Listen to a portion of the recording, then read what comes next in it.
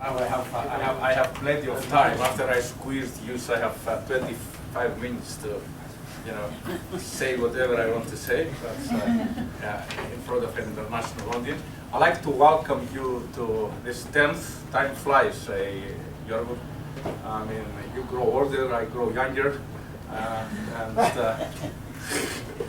and this is actually a conference that we really enjoy. And because everybody, when he was young, wanted to become a journalist, a good communicator, and he or she will learn a lot from this conference. Actually, we organize tomorrow, for the first time, we try to get some people that they have something in common in terms of research, and organize a roundtable discussion, which it's after lunch. We do that on purpose, so we can keep people in. So just to tell you the truth, we create an event so people can be attracted and don't leave after lunch, the so-called lunch effect. Now, I don't have much to say apart from, since we had the elections last Sunday, I prepared something. Because I remember even from last year, people were asking about Greece throughout the conference. So if you are interested, I will say a few words about the elections that we had on the 6th of May and some analysis that I did. Now, of course, you know that Greece always actually attracts tremendous interest from the international media. There's a good reason for that. And as I explained when the discussion with Dr. Margarita, she wanted to give some research because she teaches the Technological Education Institute of Athens Communication, says, give me some good topics for students to write research on. I say, let's measure the attractiveness of Athens and why Athens actually, the international media, Athens gets so much attention by them. Of course, there's the conspiracy theory. There's a theory that says, international imperialism, whatever, or if you're a nationalist in Greece, they don't like us, Turks, Americans, whatever, British, French. But there is a positive way to see that. Athens, and that's my interpretation, Athens attracts a lot of interest because it's an historical city, and a lot of people around the world, they do care about Athens. Especially the elite of the world, and that's the success of the Athens Institute. People do want to come to Athens. So it has nothing to do with international imperialism. It has to do with the attractiveness of the city. Just think of a city in the world and use the word history, education, and Athens provides. And this is a very important thing. You can see in the international media, for example, something happens in Athens without any injury whatsoever. BBC has it front line. Second in the news was a bomb that exploded in an unknown capital that killed 5 people. So the value of life, you have to, so that's one thing I'm saying. This is very important. Greeks should understand that this city attracts a lot of interest and they should capitalize on that. Come to Athens to see where the bombs are thrown and nobody's killed, for example. This is a miracle. It's a God-chosen city. And about 3 months ago, there was, in a very small village in this world with 5,000 inhabitants, in a very small museum, some people went there and stole something without any value whatsoever. Nobody was injured, nobody was killed. BBC had live coverage. And CNN, again, they sent journalists to cover the event. You know what was this village? It was Olympia. And this year, of course, that we have the Olympic Games. That's, I'm trying to say to you that there are some cities in the world that they attract a lot of interest and has nothing to do with conspiracy. It has to do with a genuine interest. And Athens, of course, the cradle of democracy and the cradle of anarchy as well, and chaos. They go together, by the way. And tomorrow that we will have the Urban Hop, you will see where demonstrations took place 2,500 years ago was the western part of Parthenon from of Acropole, and you will see, of course, tonight where the modern demonstrations. I think you are lucky enough to have a demonstration tonight because usually we have 3 per day. But when you have elections, you have 1,000 per year. We have a joint project with the Institute of Education, University of London, and 20 other different countries. We are wasting European Union's money. Anyway, and we have this project for 4 years. And for the first time, this project, the partners, they met outside London. And it was last September. So David, the professor that's responsible from the Institute of Education, he was telling me, Gregor, are you sure? Is it safe to come to Athens? We planned this event for 3 months. Don't worry, but there are bombs there, people, whatever. No, don't worry, there's no problem. I said, nobody's injured, nobody has been killed so far, and we have 3 demonstrations per day. You see, life has its own terms. In September, 1 week before the meeting, there was a demonstration in London. 5 people were killed. In all Greek demonstrations, nobody was killed, nobody was injured, actually. So I think I told David, thanks God we didn't have the meeting in London. Because we would be in trouble. And I don't want to say about the Olympic Games. When we all awarded the Olympic Games in '97, then a lot of people were concerned about the security issue. Unfortunately, when London was awarded, you know the story, what happened, and I don't want to repeat it. Now, economist. Let's go to the, do I have it? Change it. And if you don't like the, oops, they're speaking. All this in the, in this week. So cover of Greece, you know, is in this array, and it's going to fall and get outside of Euro. That's their idea. Now, let me just, if you are interested, to say what were the issues during this election. Very common issues. First was ideology. You know this ideology, left and right. People vote according to their ideology. There is this thing, pull out, stay in the European Union, and of course the austerity measures. So there were 3 basic issues, and all of them actually, and I will argue, that was the wrong issues to debate. Because just to tell you what is the right issue to debate, the right issue to debate is the value of euro. Who determines the value of euro? For the Americans and Canadians, they know very well, 10 years ago, they can use $1 to buy 1 euro. In 2008, they need 1.6 US dollars to buy 1 euro. And that's the problem. It has nothing to do with euro per se. It has to do with the value of euro. And there is a democratic deficit in the European Union because the European Central Bank is autonomous and it was built according to the Federal Reserve, the Central Bank of the United States. So nobody knows what takes place inside these rooms and who decides. The only thing that we can say is, let's see who benefits from that, because we can see it, it's money. If you look at the data, you will see that there is a tremendous trade surplus made by Germany, Austria, Luxembourg, and the Netherlands. If you compare the trade deficit, trade surplus data of the Eurozone members, you will see that 4 countries, over 10 years, they made over 1 trillion euro trade surplus when they had none before, at the cost of Spain, Portugal, France. Thank God Sarkozy will spend more time with Carla Bruni and not with the citizens of Europe.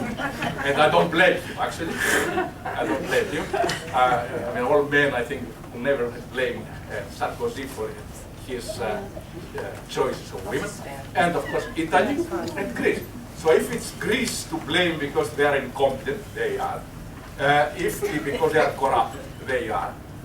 Then how you can explain that this happens in Italy, in France, in Spain, in Ireland, in Portugal, in all these countries? So there must be another explanation. My explanation is very simple. My explanation is that the euro value. And this should be a democratic, it should open up the ECB, the European Central Bank, and let's see and decide what value should the euro have. And I'll give you an example. Why Greece was hit so hard? Was hit so hard because we depend on tourism, especially outside the euro area, but even from inside the euro area, people can go to other countries because the euro was too expensive, and shipping. Shipping, if you know, everything is determined in dollars. So salaries are determined in dollars, and those people that work in shipping, they bring dollars in. But bringing dollars in 2000 was $1, bringing dollars in 2008 was half this amount. And that killed Greece as well.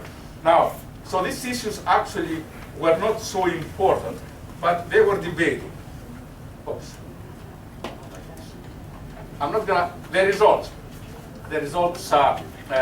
were much different for the first time since 1974. I'm not gonna spend time on this. I'm gonna say this one is on the oops. Oops. They turned into Greek. They were different representations. Anyway, what I'm here is from the left to the right. If you can see, this is the Communist Party of Greece, this is the radicals, this is the democratic left, this is the socialists, this is the new democracy, stake there, independent Greeks, Golden Dawn. Golden Dawn, because we open up this now big issue in Greece of Germans, of fascists, you know, the history, there is a memory in Europe. The common language of Europe, it's a memory of wars, internal conflicts, and persecution. That's actually, and we should live with that. That's our culture. Our culture, it's our fights. See what happened yesterday in Istanbul, for example. The Greek team got the European champions in basketball.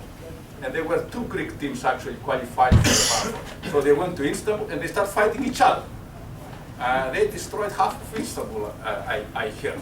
And I asked my Turkish friends to keep them there, because that's the troublemakers here.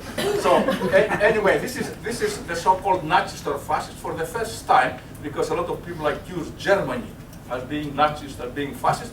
So there's a reaction. So this party that supports the Nazis got 7% of the vote for the first time. So you can see how a thesis creates an antithesis. Now, in general, there's no shift in the ideology. Actually, as I will explain in a little while,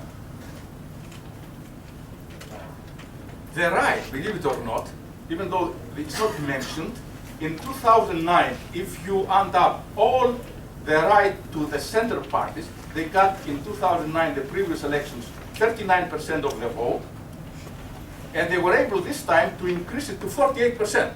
Even though BBC, if you read, say the left won. They have a right, but for wrong reasons. They are right for wrong reasons. The left, the center to the left parties, they had 59% in 2009, and now they lost 51%. So that's one thing. On ideology, the right won. That's the first. Now, in and out of the Eurozone, believe it or not, most of the Greeks, they want to stay inside. 90% of the parties that they vote in 2009, they want to stay, and they declare we want to stay in the European Union, the Eurozone. And of course, there's a nationalistic element. It's our name. Europe, it's a Greek name, by the way. It's a girl that was stolen by the barbarian Europeans. And that's why they got the name. So not only the name, they stole the name. And that's hundreds of years ago. And that's why we asked the Germans to pay something of this, like a ransom or something, you know. And they are not willing. Hopefully Merkel will put out the power. But anyway.